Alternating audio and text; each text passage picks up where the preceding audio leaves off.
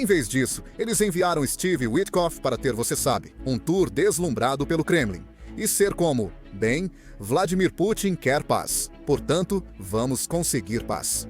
Isso não aconteceu, por isso essas negociações fracassaram até agora. Parece que estou atacando o homem, mas ele parece ser uma pessoa legal.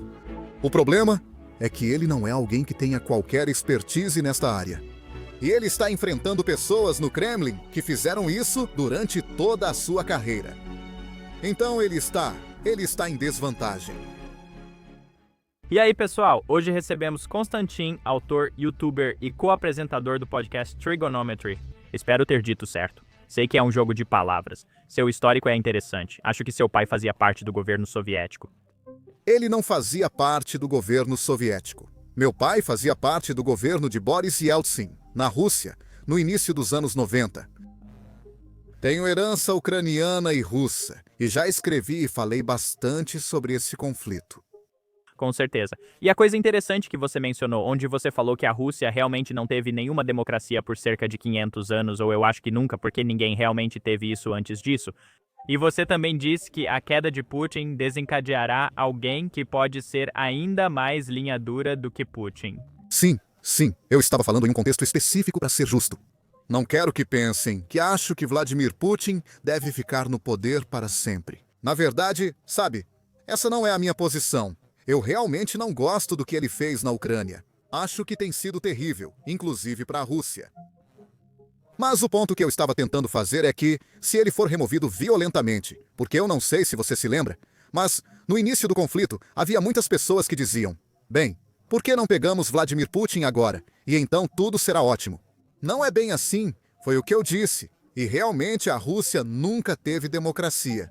Vladimir Putin, as pessoas esquecem disso, mas ele chegou ao poder na Rússia em 1999 e está no poder há 26 anos agora. Nunca houve uma eleição livre e justa nesse período. Mas também nunca houve uma eleição livre e justa em que o governo mudou antes disso. A Rússia não tem tradição democrática e muitos lá, sinceramente, nem desejam isso. Eles gostam do czar Vladimir e apenas esperam que o próximo czar seja alguém de quem eles também gostem. Com certeza. E eu acho que outro ponto também é que ele tem um apoio muito forte, como 80% nas pesquisas, claro, porque eles não recebem outras notícias também. Então isso desempenha um grande papel nisso.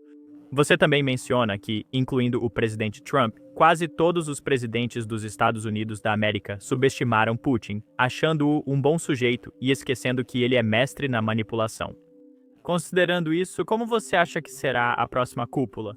Podemos esperar alguma boa notícia? Não. Bem, eu não sei. Eu acho que obviamente houve uma imensa quantidade de especulação. Eu não sei quando essa entrevista conosco será transmitida, porque até amanhã. Mesmo que seja transmitida amanhã, provavelmente as coisas mudarão nesse meio tempo. Então a única coisa que eu diria, e eu já disse isso repetidamente, é: eu era alguém que tinha muita esperança de que o presidente Trump seria capaz de resolver este conflito rapidamente. Mas eu disse isso com base no fato de que eu pensava que ele seria muito mais pragmático e realista do que ele tem sido. Acho que ele tem sido muito ingênuo e que Steve Witkoff foi uma péssima escolha. Francamente, não acho que ele saiba o que está fazendo. Há alguns relatórios que ele entendeu mal o que Vladimir Putin disse. Por isso eles conversaram dizendo que Vladimir Putin vai retirar suas tropas de Zaporozhia e Kherson. Eu fiquei tipo, uau, isso é incrível. Isso é uma conquista incrível, dado que Vladimir Putin controla essa área. Bem, avançamos 24 horas. Acontece que Steve Witkoff simplesmente não entendeu o que Putin estava dizendo. Não tinha intenção alguma de se retirar dessas áreas. Então, pelo que parece agora, os ucranianos e os russos estão muito distantes. E se a intervenção americana pode aproximá-los, vamos descobrir.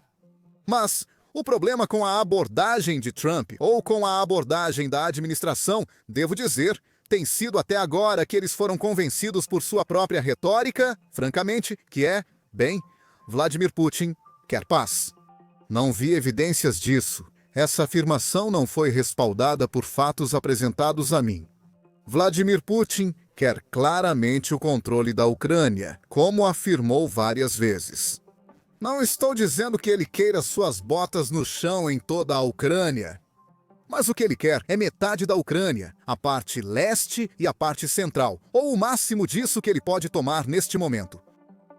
E o que ele quer é que o resto da Ucrânia seja um estado fantoche, como era antes de 2014, onde ele poderia efetivamente controlar quem é eleito e manter um governo muito corrupto, pró-Rússia, que favorece a Rússia.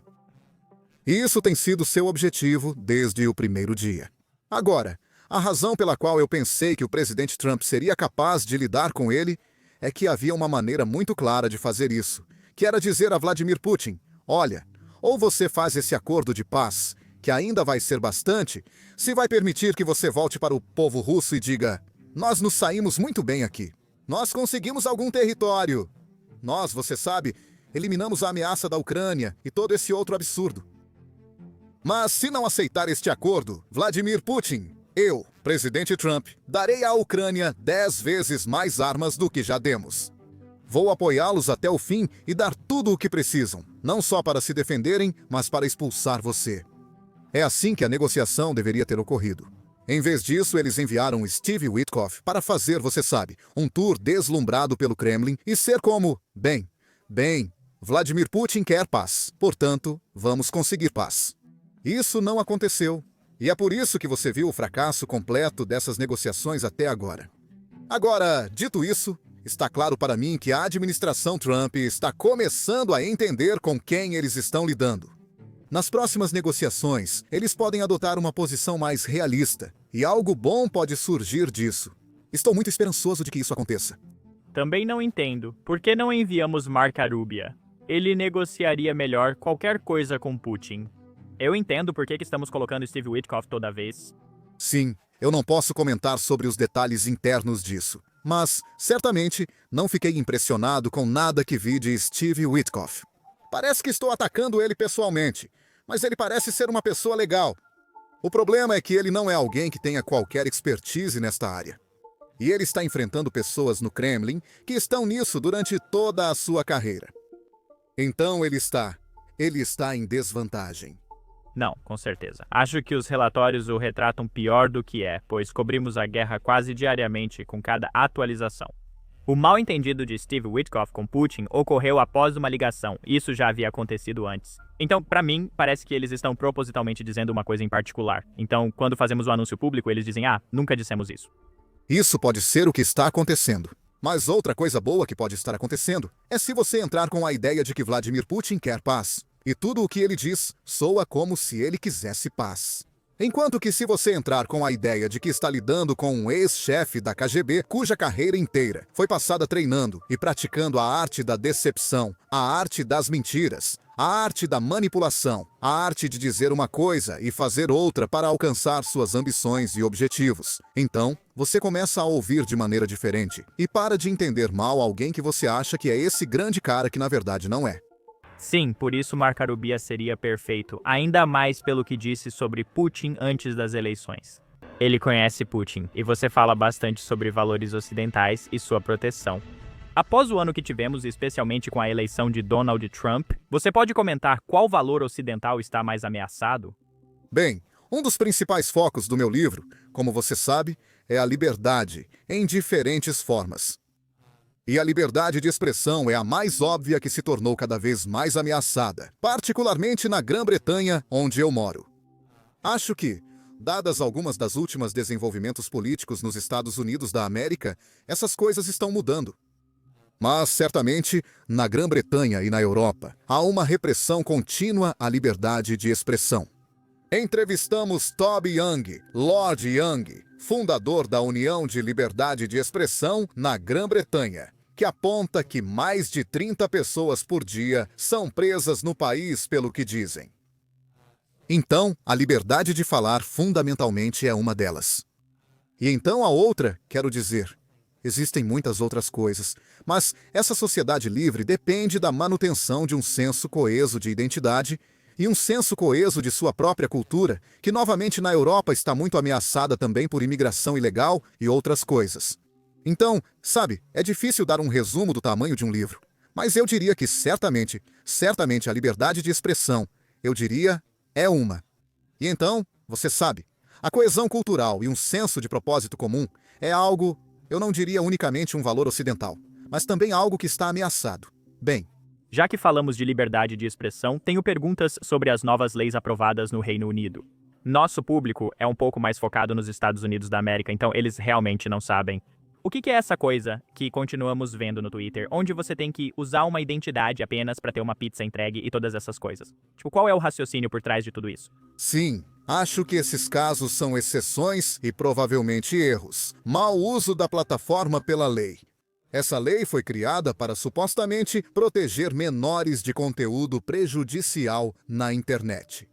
Mas sob o disfarce disso, é claro, alguém tem que decidir o que é e o que não é prejudicial. E por causa disso, eles estão agora tentando aplicar isso a conteúdos que possam ser percebidos como prejudiciais. Por exemplo, um vídeo de um protesto que está acontecendo, certo? Isso é uma das coisas que vimos ser classificadas por idade online, porque, supostamente, poderia ser prejudicial para crianças. Interessante. Isso ocorre justamente quando o governo tenta atrair votos de jovens de 16 e 17 anos, então você pode literalmente votar em algo que não tem permissão para ver online. Esse é o ponto a que estamos chegando. E como parte de algo mais amplo, a União Europeia tem uma lei do mesmo tipo, que basicamente, eu me lembro de uma vez que estava fazendo um programa de televisão muito popular neste país chamado Question Time. E houve uma discussão sobre o fato de que naquele momento Donald Trump acabara de ser desbanido do Facebook. Se você se lembra, ele foi banido em um determinado momento e depois eles o reintegraram. E houve uma discussão na qual um dos nossos políticos disse: sabe, devemos ter a internet mais segura do mundo. Claro, sem considerar que talvez a internet mais segura do mundo esteja na China ou Coreia do Norte, onde você não pode acessar o que o governo não permite. E eu apenas acho que na Europa, geralmente esquecemos que o preço da segurança é a liberdade. E deveria haver algum tipo de meio termo entre os dois, ao invés de apenas maximizar a segurança à custa da liberdade em todos os aspectos. Sim, acho que George Washington disse que quem troca liberdade por segurança não merece nenhum dos dois. Eu acredito que foi Thomas Jefferson, mas não. Você está certo, eu estou errado. Sim, você está correto. Bem, não mereceremos nenhum, não teremos nenhum e não mereceremos nenhum, ou algo assim. Sim, foi parafraseado por engano. Mas já que falamos de liberdade de expressão, não sei se viu a novidade do jubileu. Tem circulado onde eles o cercam. O que você acha disso? Acha que isso deveria ser permitido e que eles deveriam ter esse alcance? A crítica que vi a esse formato é que parece não haver debate entre dois lados. Geralmente é como um lado que está no meio e um está muito no extremo do espectro. E para muitos do público parece que estamos dando plataforma para as vozes que estão alcançando um alcance massivo que não teriam conseguido, digamos, há 100 anos atrás. Bem, Isso não é sobre legislação ou liberdade de expressão, mas sobre o que você escolhe consumir. É como sempre me faz rir quando as pessoas dizem: "Oh, você sabe, as pessoas deveriam, você sabe, as pessoas olham para toda essa pornografia extrema." Bem, alguém está assistindo, certo? Como alguns, então. São as pessoas que estão consumindo esse conteúdo, que são responsáveis pela existência desse conteúdo, certo? Certo? Se ninguém clicasse em um vídeo da Jubilee, que você diz ser uma versão extrema da realidade, então as pessoas não fariam esse conteúdo. Então eu acho que isso fala sobre o que as pessoas gostam de assistir, que são posições extremas, argumentos, debates, etc.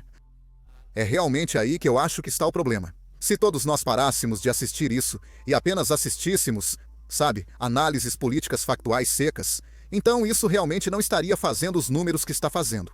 Mas as pessoas gostam de drama, pessoas gostam de conflito, pessoas gostam de coisas extremas. Se você observar o que as pessoas consomem na mídia, existe um ditado: se sangra, lidera. Em filmes, sobre o que assistimos filmes? Pessoas se matando, traindo, vivendo experiências selvagens, usando drogas e fazendo sexo, entre outras coisas. Então, parece haver uma coisa da natureza humana acontecendo aí. E Jubilee está apenas, sabe, lucrando com isso. você faria isso? Acho que seria um sucesso se te pedissem. Se eles me pedissem, claro! Não costumo falar muito sobre questões americanas. mas sei que há assuntos sobre os quais eu poderia comentar. Como você provavelmente já percebeu, gosto de um bom debate e fico feliz em defender meus argumentos e discuti-los de forma razoável e respeitosa. Então, se eles quiserem me colocar contra um monte de pessoas que não sabem do que estão falando, eu ficaria encantado em participar. Com certeza. Acho que você já respondeu um pouco, mas o livro começa mostrando como o Ocidente é uma das civilizações mais prósperas da história. Mas também há outro lado, e eu vejo muito isso aqui nos Estados Unidos da América. Tenho certeza que você tem problemas semelhantes no Reino Unido. Como jovens e até alguns mais velhos estão lutando. Como equilibrar isso? É realmente o mais próspero? Só percebemos isso porque, como você disse, as pessoas preferem ver coisas bem distantes no espectro. Somos a civilização mais próspera da história, mas ainda há pessoas enfrentando dificuldades. Para os jovens, acredito que o contrato intergeracional, especialmente em seu país, era o sonho americano. Entre outras coisas, garantir que os filhos terão mais sucesso que os pais. Isso já não é mais verdade, e acho isso muito preocupante para nossos países, pois está ligado à moradia e sua acessibilidade, que caiu muito nas últimas décadas. Não sei se é assim em todos os Estados Unidos da América, mas certamente nas grandes cidades.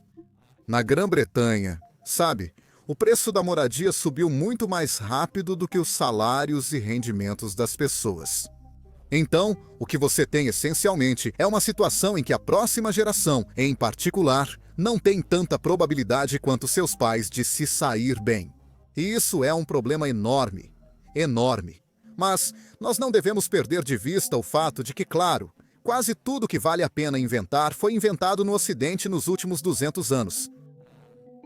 E nós ainda desfrutamos de uma imensa prosperidade, imensos níveis de liberdade. Como você sabe, me preocupo muito com os rumos que temos tomado nessas questões. Mesmo assim, não devemos esquecer que nossa civilização é incrível.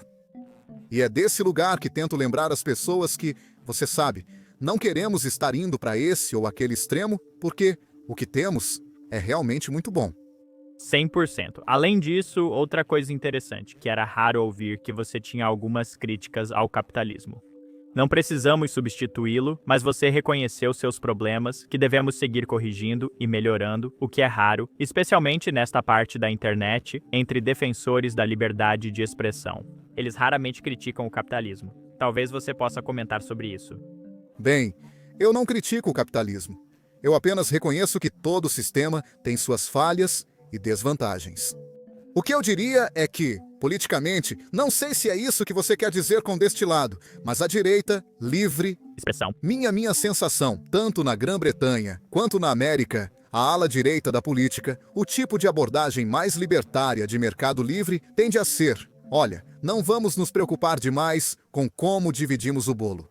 Vamos apenas garantir que façamos o máximo de torta possível. E as pessoas que fazem o cozimento da torta são elas que merecem obter a maior parte da torta, porque elas criaram a torta. E o que isso ignora é que se você vive em uma sociedade muito desigual, com altos níveis de desigualdade, como estamos fazendo agora, o que isso cria é uma sociedade que não está à vontade consigo mesma.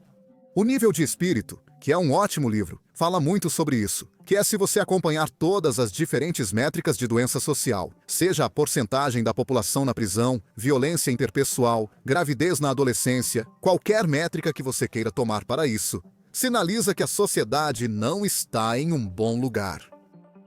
Uma vez que você ultrapassa um certo nível médio de renda, o que realmente faz a diferença não é a renda absoluta das pessoas, mas a renda relativa de baixo para cima, certo? Se a sociedade se torna muito desigual, isso faz sentido, certo? Porque se você tem uma sociedade em que algumas pessoas estão absolutamente prosperando e outras pessoas estão realmente lutando, você pode ver como a inveja e o desconforto com essa realidade vão fazer as pessoas se comportarem de maneiras que são destrutivas para essa sociedade. E, na verdade, o que as evidências mostram é que esse tipo de divisão é realmente muito ruim para os muito ricos, bem como para os muito pobres. É ruim para todos. Por outro lado, a esquerda politicamente se concentra apenas em dividir o bolo. E eles dizem, bem, temos que garantir que todos recebam uma fatia do bolo. O que você sabe é justo. Todos deveriam receber uma parte do bolo. Mas o que eles esquecem é a realidade de que se você tirar o incentivo para assar o bolo das pessoas que estão realmente fazendo a maior parte do assar, nenhum novo bolo é feito. Estamos na Europa, onde falamos muito sobre desigualdade, o que considero importante, mas não discutimos crescimento. Nós não falamos sobre gerar oportunidade. E existe uma mentalidade muito de soma zero, que é para você ganhar. Eu tenho que perder. Por isso, amo a América e vir para cá, pois lá acreditam que podemos vencer juntos. Acho isso ótimo. Mas quando vencemos juntos, também acho muito importante que cuidemos das pessoas que não conseguem cuidar de si mesmas. Por isso, sou um pouco centrista e um pouco indeciso sobre essas questões, porque acredito que a sociedade ideal é aquela em que você incentiva massivamente a geração de riqueza e a criatividade. Mas você também tem uma sociedade na qual, idealmente, não através do governo nos obrigando, mas através de uma cultura que diz que, como pessoas bem-sucedidas, é nosso trabalho contribuir de volta para a sociedade.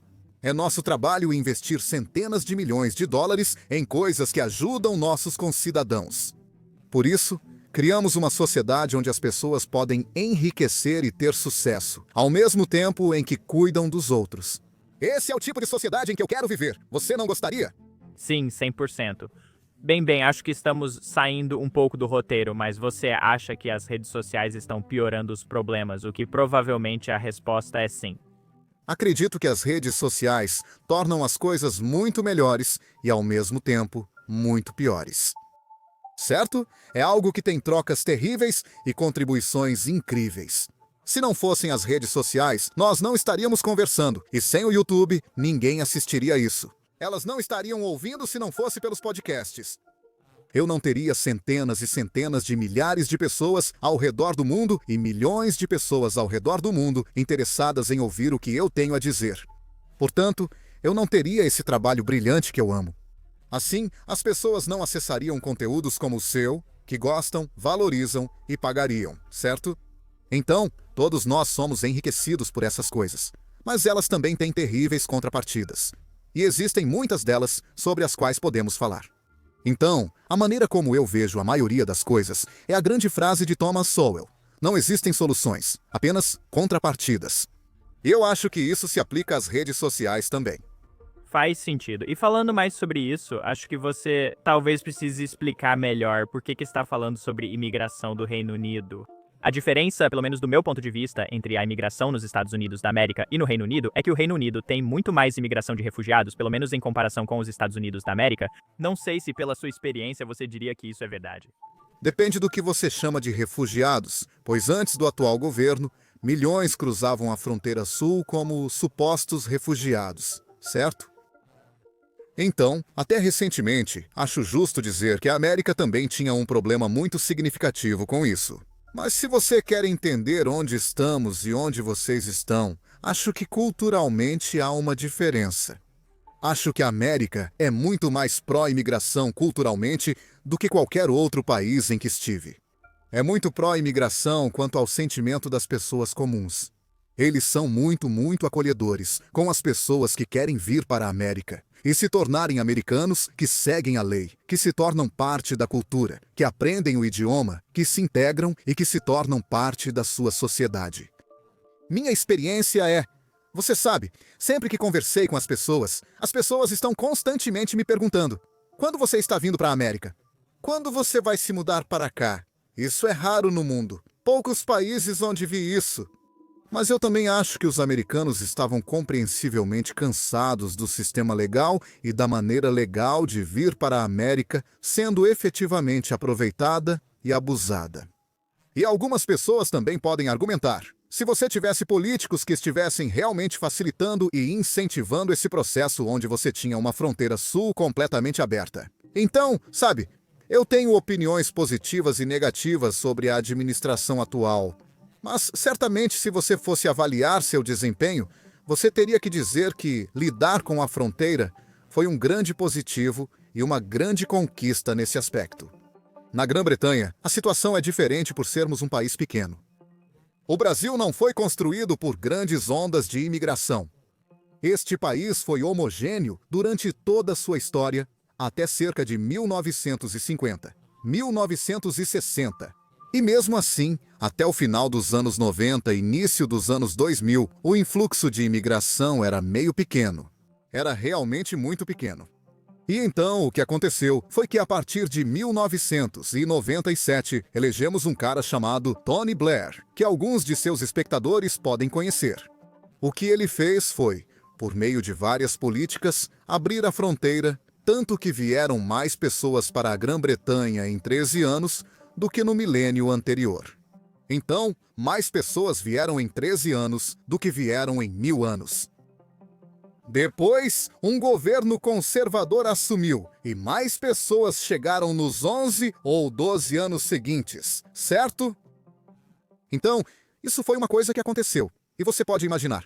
Você sabe, se você pensar sobre o que isso representa, seja você pró-imigração ou anti-imigração, ou se você está no meio como eu ou qualquer coisa, certo? Isso é algo extremo que acontece a um país. Isso é apenas um fato, certo? Certo? Mesmo que você pense que é algo extremamente bom, ainda é extremo. Isso, obviamente, vai criar uma reação extrema, seja positiva ou negativa, dependendo de como você vê isso. Então a preocupação das pessoas sobre a imigração legal disparou, porque o país mudou muito rapidamente a ponto de...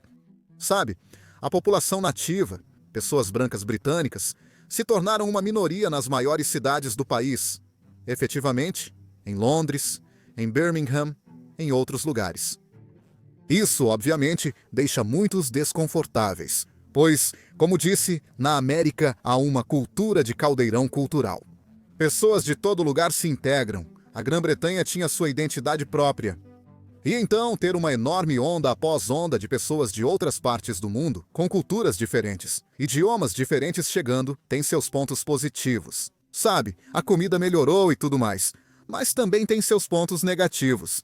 Muitas pessoas sentem-se quase estranhas no lugar onde cresceram, devido à rapidez dessas mudanças. Muito rapidamente. Agora, essa é uma parte disso. Você adiciona a isso o problema que temos com a imigração ilegal. Por exemplo, vim da Rússia para a Grã-Bretanha em 1995 ou 1996, dependendo de como se conta. Quando eu vim para a Grã-Bretanha, 55 mil pessoas por ano vinham para a Grã-Bretanha todos os anos, legalmente. Eles seguiram as regras, conseguiram o visto e tudo mais. Eu fui uma dessas 55 mil pessoas. Hoje, enquanto estamos aqui, esse é quase o mesmo número de pessoas que entram na Grã-Bretanha ilegalmente todos os anos. Ilegalmente. Eles embarcam no barco na França com autorização dos franceses. E no momento em que chegam à Grã-Bretanha, não só são permitidos a entrar no país, em vez de serem enviados de volta, mas às custas dos contribuintes, são colocados em um hotel ou acomodação privada que o governo paga. Eles recebem um cartão, sim. Eles recebem dinheiro de bolso para gastar. Eles recebem todo tipo de outras coisas. Eles geralmente não são mantidos, sabe, isolados do resto do público. Então alguns deles vão sair e trabalhar ilegalmente. Você pode pensar, tudo bem, trabalhar ilegalmente, mas também alguns deles saem e cometem crimes. E tivemos caso após caso desses imigrantes ilegais saindo e agredindo sexualmente pessoas, estuprando pessoas, matando pessoas, assassinando pessoas. Estatísticas mostram que pessoas de alguns países têm maior probabilidade que nativos de cometer estupro, agressão sexual e outros crimes. Então isso se tornou uma verdadeira preocupação para as pessoas, em parte por causa dos números, em parte por causa de quão rapidamente isso aconteceu. Francamente, como dizemos na Grã-Bretanha, isso já passou dos limites. Você não pode ter 45 mil, 55 mil, 60 mil pessoas por ano entrando ilegalmente em seu país e depois serem, sabe, alojadas e pagas pelo contribuinte. Isso simplesmente não parece uma coisa justa, e os britânicos realmente se importam com a justiça. Então, em todas essas frentes, tivemos 2 décadas de política de imigração horrível, que agora está criando uma reação, o que alguém como eu, que sou um imigrante de primeira geração, naturalmente se preocupa, porque quando o público reage, o público sempre reage exageradamente.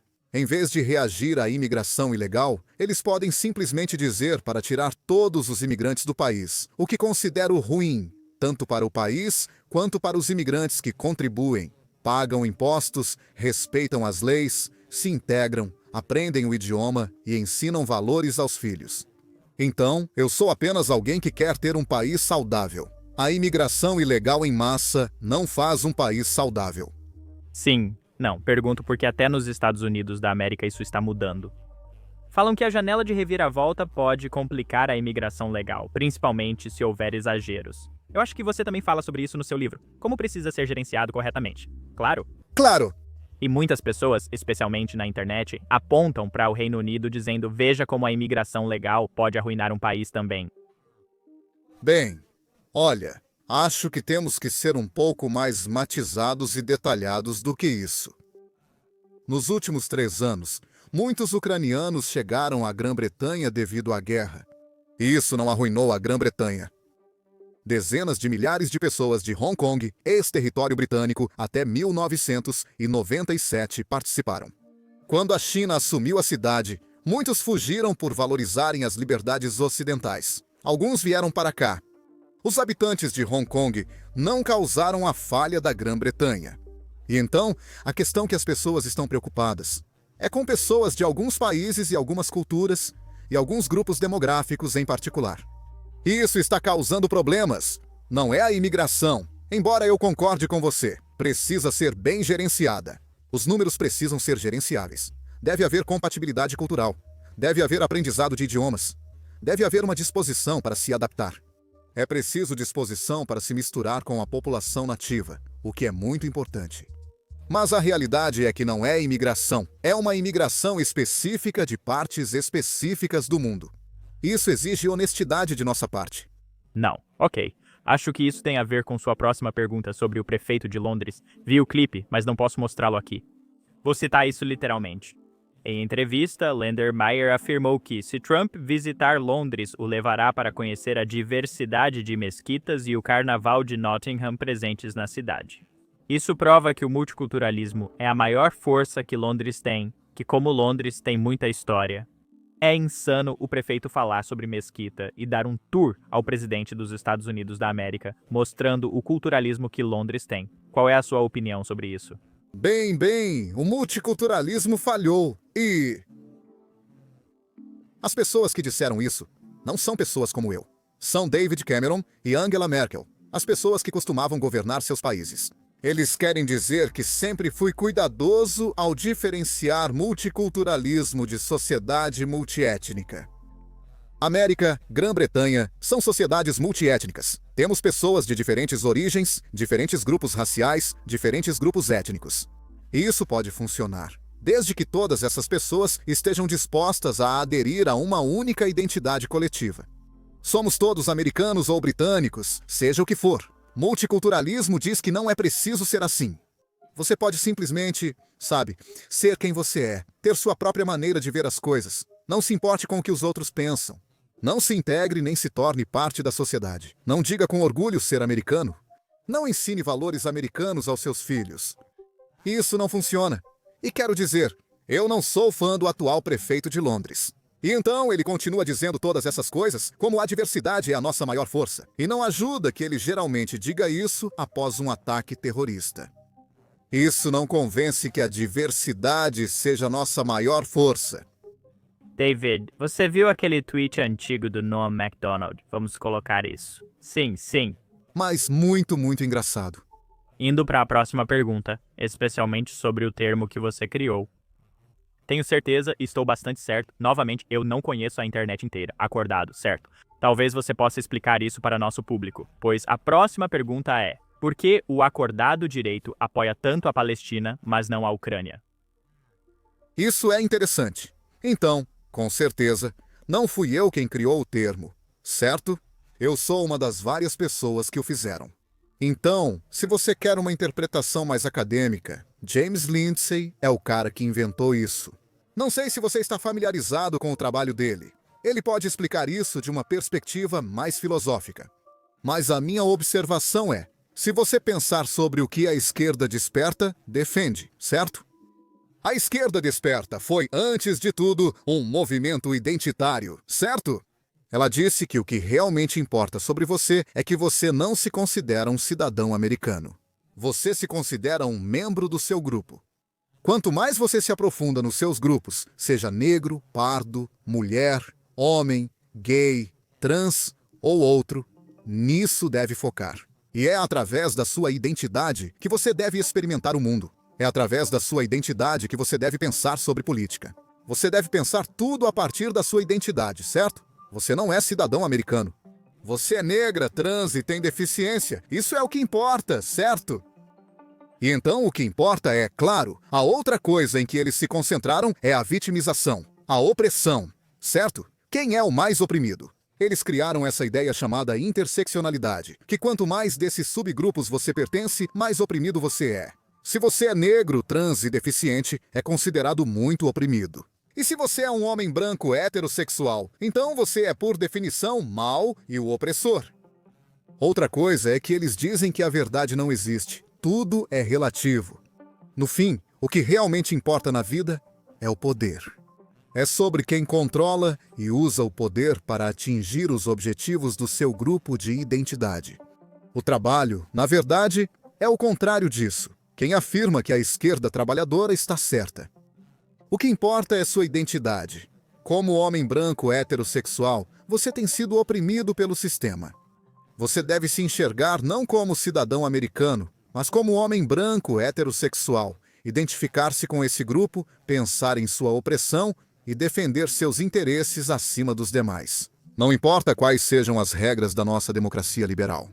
O que deveríamos estar fazendo é o que a esquerda desperta está fazendo, que é usar o poder por todos os meios necessários para destruir nossos inimigos e alcançar nosso objetivo. Então, essa é a versão básica de como eu entendo isso. Existe toda uma conversa filosófica sobre pré-modernismo, modernismo, pós-modernismo. James Lindsay é ótimo nisso. Se quiser pesquisar ou falar mais sobre o trabalho, certo. Quanto a Israel e Palestina e Ucrânia, acho que é engraçado. Então, sobre a Ucrânia, eu realmente acho que uma grande parte disso é apenas uma questão de quem estava no comando quando aconteceu. Então, se a invasão da Ucrânia aconteceu durante o primeiro mandato do presidente Trump e ele foi quem resistiu a isso e ajudou a Ucrânia a se defender, eu acho que a maioria da direita estaria totalmente a favor de apoiar a Ucrânia. Acredito nisso e acho que é em parte sobre isso.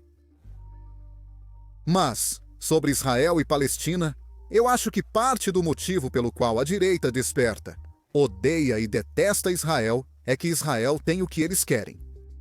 Israel tem uma identidade nacional muito forte. Eles têm uma sociedade homogênea. Eles têm claramente, eles são. Você sabe, é uma das reclamações que eles fazem, que é como se Israel pudesse ter um Estado judeu. Por que não podemos ter um país cristão branco? Por que temos que ter diversidade e todas essas outras coisas são parte do motivo? Parte do motivo é a direita desperta, que adota muito do fascismo.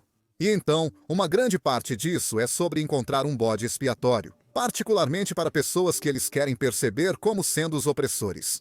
E quem é o opressor se você é o oprimido? Bem, qualquer um que tenha dinheiro, sucesso desproporcional, etc., que são os judeus. Ah, e também índios americanos e pessoas do subcontinente indiano, que agora estão entrando na linha de fogo. Veja o caso do Vivek Ramaswamy, um direitista que tem recebido muito ódio dessa direita desperta.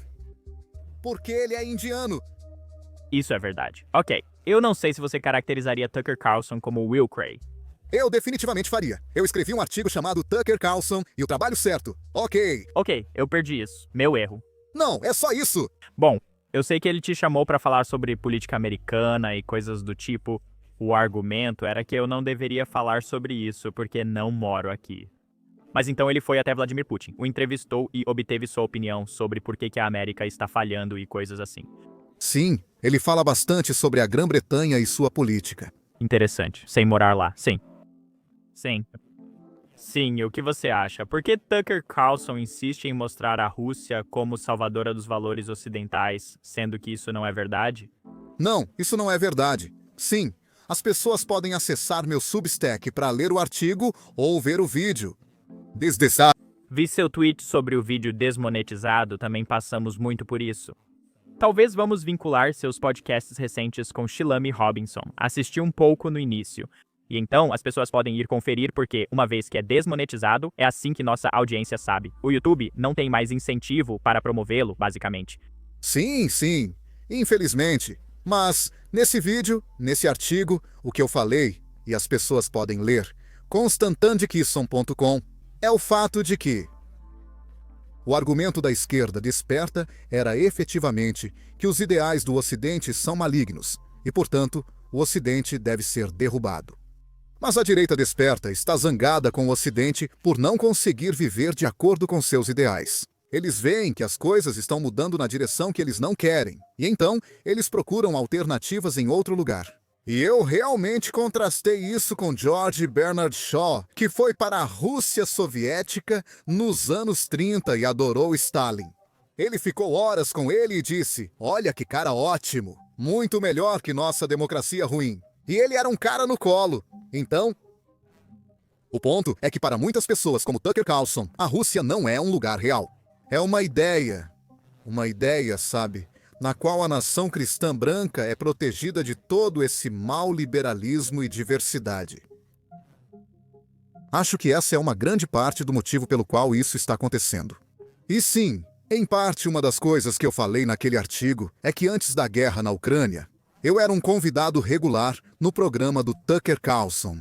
Participei algumas vezes durante grandes eventos de notícias. E depois do segundo, eu disse a ele, ao produtor dele depois, porque o produtor dele disse: Oh, isso foi tão bom, Constantin. Volte ao programa quando quiser. Eu adoraria debater com Tucker sobre a Ucrânia, pois discordamos. Seria uma ótima discussão. E ele estava tipo: sim, mas pode ficar acalorado. Eu estava tipo: sim, bem, isso vai dar muitas visualizações pro Tucker. E ele não parece fugir de um debate. Mas ele definitivamente... Ele não estava nem um pouco interessado em ter uma discussão, a ponto de, na verdade, quando eu continuei insistindo, ele meio que disse, tipo, efetivamente, se você continuar insistindo nisso, nunca mais voltará ao Tucker Carlson, certo? Então eles não queriam ter uma discussão sobre esse assunto porque o Tucker sabe que muitas das coisas que ele disse sobre a Ucrânia são mentiras, como a alegação de que Zelensky persegue cristãos. Ele está representando o que é efetivamente uma guerra civil dentro da Igreja Ortodoxa entre a Igreja Ortodoxa Russa e a Igreja Ortodoxa Ucraniana, como Zelensky perseguindo cristãos. Absurdo total, só mentiras. Igual quando foi a Moscou e disse que a comida era mais barata. Outro absurdo, certo? A comida na Rússia para um russo é muito mais cara do que a comida na América para um americano. Sim. Para Tucker Carlson, a comida é mais barata, mas isso ocorre porque a Rússia tem um padrão de vida diferente. Isso não prova que a comida seja realmente mais barata. E claro, enquanto eu acho que ele está perfeitamente dentro de seus direitos de entrevistar Vladimir Putin, sabe, é algo que os jornalistas deveriam fazer. Ele foi completamente atropelado nessa entrevista e simplesmente deixou Putin passar por cima dele e tentou desafiá-lo inicialmente, mas acabou sendo completamente pisoteado. Então, por todas essas razões, acho que ele tem enganado muito mal sua audiência sobre a Ucrânia. E ele apresentou uma imagem muito unilateral, unidimensional e imprecisa, porque é a imagem que ele quer que sua audiência veja, em vez de buscar a verdade. A propósito, a situação que você mencionou sobre ele não estar falando foi na Fox ou foi depois da Fox, quando ele começou a fazer o podcast? Isso foi na Fox. Ok, isso faz sentido. E também as opiniões dele mudaram muito. Então, esta é a próxima pergunta. Parece que mudaram só para ter mais visualizações e agitar mais pessoas. Sei que você teve alguém que fez um vídeo sobre a alt-right, criticando muitos youtubers, incluindo o Jimmy, certo? Ok, então você teve essa conversa. Eu não concordo com tudo o que ele diz, mas ele parecia ser alguém que acredita no que estava dizendo, mesmo que nós possamos não concordar com isso. Ele pediu desculpas ao perceber o erro. Acho que você e ele retiraram o vídeo. Não me sinto assim sobre o Tucker, parece que ele só está fazendo isso. Ele é tipo, isso vai me render mais dinheiro, ou isso vai me render mais clipes, ou coisas do tipo, o que é único, o que não é único. Eu acho confuso, porque, sabe, ele é um bilionário. A família dele vendeu uma empresa de alimentos congelados por 7 bilhões de dólares, então não faz sentido ele estar fazendo isso. Bem, sabe, as pessoas geralmente pensam em dinheiro como dinheiro. Mas se você pensar, sabe, você e eu estamos no YouTube, é sobre números. É sobre ter o maior podcast da América, se você puder. É sobre ter isso, ter aquilo para muitas pessoas. Não é assim que eu vejo. Para mim, trigonometria é buscar a verdade, comunicar ao público o que considero preciso e verdadeiro, e ser honesto sobre minhas limitações e dúvidas. Mas eu acho que para muitas pessoas, algumas pessoas simplesmente gostam. Para elas, é como um jogo de computador. Sabe, você não joga um jogo de computador porque ele te dá dinheiro. Você joga um jogo de computador porque gosta de ganhar. Por exemplo, certo? Eu acho que isso faz parte disso. A outra parte disso, eu acho que há muito poder que vem com ter uma plataforma massiva e estar, sabe, a uma ligação de distância do presidente Trump, sentindo que você pode moldar a política governamental, sentindo que você tem o do outro presidente. Todas essas coisas, eu acho, entram nisso. E sim, eu realmente não sei nada sobre suas finanças para fazer um julgamento sobre isso. Eu só sei que ele evita discutir essas questões com quem discorda dele. Nós o convidamos para a trigonometria. Estou feliz em participar do podcast dele e discutir isso com ele. Mas eu não acho que nada disso vai acontecer. Sim, o que também é um pouco confuso. E não estou tentando discutir, mas como debater com qualquer um, não apenas com você, teria mais visualizações do que ter um ponto de vista unilateral. Isso também é confuso, pois ele não faria isso. Ele não quer sua opinião sobre esse desafio. Última pergunta, sei que o tempo está acabando. Candace Owens, tenho certeza que você viu onde ela recentemente comparou Macron a ser pior que Putin só porque ele a processou. Não sei se você viu por que ela foi processada. Não acompanho o que Candace Owens faz há muitos anos. Às vezes no Twitter vejo um clipe dela dizendo algo absurdo, que é o que ela faz para viver agora. E eu penso, ok, isso é triste. Porque houve um ponto em que ela era muito boa em reembalar os pontos de vista de Thomas Sowell e Larry Elder sobre raça e outras coisas na América, que eram, você sabe, Thomas Sowell e Larry Elder. Duas pessoas muito inteligentes. Ela soube apresentar bem os pontos inteligentes deles, pois é uma boa apresentadora, embora não muito inteligente. Ela pegava ideias de outros e as apresentava de forma atraente para os jovens. Fazia isso muito bem. Como você sabe, ela foi muito pró-Israel em certo momento. Ela estava em outro lugar em tudo que diz agora. Acho triste. Mas se ela quer passar a vida reclamando que Bridget Macron é um homem e gastar o tempo assim, tudo bem. Bom para ela. Acho que ela não vai conseguir continuar assim por muito tempo com o processo desse jeito. Última pergunta. Você também lida com isso às vezes, certo? Tucker Carlson e Candace Owens mudaram de opinião sobre muitas coisas. Aparentemente, eles fizeram isso por interesse próprio. Como você avalia isso? Queremos, por isso você faz seu podcast, certo? Você mostra novos pontos de vista para tentar mudar opiniões das pessoas ou do público. Mas então algumas pessoas que estão apenas falando, elas têm um incentivo para mudar sua opinião porque veem que, isso trará mais visualizações para elas. É por isso que eles fazem isso. Como você diferencia ou lida com isso? Eu acho que vem de dentro, cara. Se você se importa tanto com dinheiro e fama, a ponto de estar disposto a mentir na câmera, dia após dia, bem, não há nada que eu possa fazer sobre isso. Eu não quero e não vou tornar isso ilegal. Ninguém vai.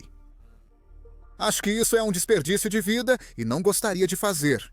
Então, isso é realmente, fundamentalmente, eu acho que é uma coisa que vem de dentro de você, como um criador de conteúdo. Você está divulgando coisas que acha que estão tornando o mundo melhor? Você está tentando melhorar sua vida às custas do mundo? Essa é a diferença. As pessoas vão escolher. Se você é cristão como Candace e Tucker, pagará por isso na vida após a morte de algum modo. Perfeito. Muito obrigado por disponibilizar seu tempo para nós. E tem mais algum lugar? Vamos incluir o link do seu livro, além do podcast e do parceiro Tommy Robinson. Acesse www.constantinkizin.com para ver todos os meus artigos. Ficarei grato. Perfeito. Sim, então vamos anotar isso, Dula. Muito obrigado por vir. Espero que façamos isso novamente. Obrigado, irmão. Eu aprecio o seu tempo.